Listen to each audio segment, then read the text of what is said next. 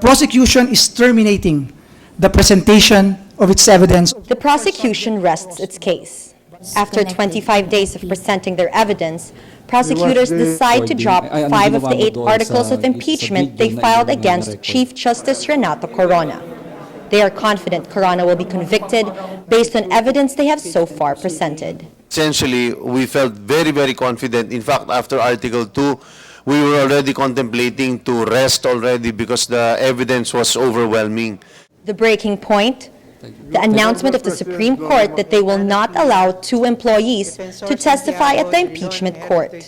They're advising their administrative personnel not to appear before this court. Nakakalungkot na nakakatakot na ang ating Korte Suprema po ay may ganong desisyon. Para sa amin po na pagkaitan ang prosekusyon ng oportunidad na makakuha ng ebidensyang public records po. After the announcement, the prosecution decides to no longer delay the proceedings. The prosecution has tackled Articles 2, 3, and 7. Prosecutors say Article 2, which show discrepancies between Corona's declared wealth and the properties and bank deposits under his name, is their strongest case. However, Presiding Officer Juan Ponce Enriles says the senator judges still have to decide on whether to accept these as evidence. We are going to discuss yung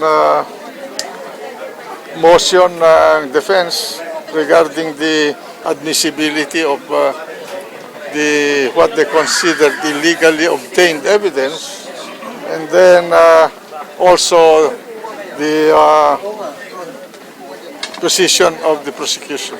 The defense filed a motion earlier asking the court to disregard the PS Bank documents as evidence. It welcomes the prosecution's decision to stop at Article 7.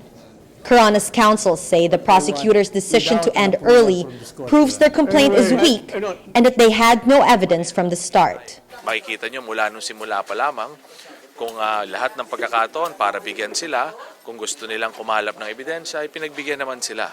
I think it is at this point in time that they realized na hanggang dito na lamang. The defense will now wait for the prosecution to submit their formal offer of evidence, which the defense will review. It could take up to 10 days before the defense would present its own evidence. The prosecution wraps up but says it is still waiting for the Supreme Court's decision on the opening of Corona's foreign accounts and whether or not Justice Maria Lourdes Sereno and other court employees can testify. Has the prosecution presented a strong enough case to convict Corona? The answer, ironically, may lie in evidence yet to be presented to the court by the defense. It is now their turn to debunk allegations that Corona lied under oath, amassed unexplained wealth, and used his powers as Chief Justice to favor his former boss, Gloria Macapagal Arroyo. Natasha Gutierrez, Rappler.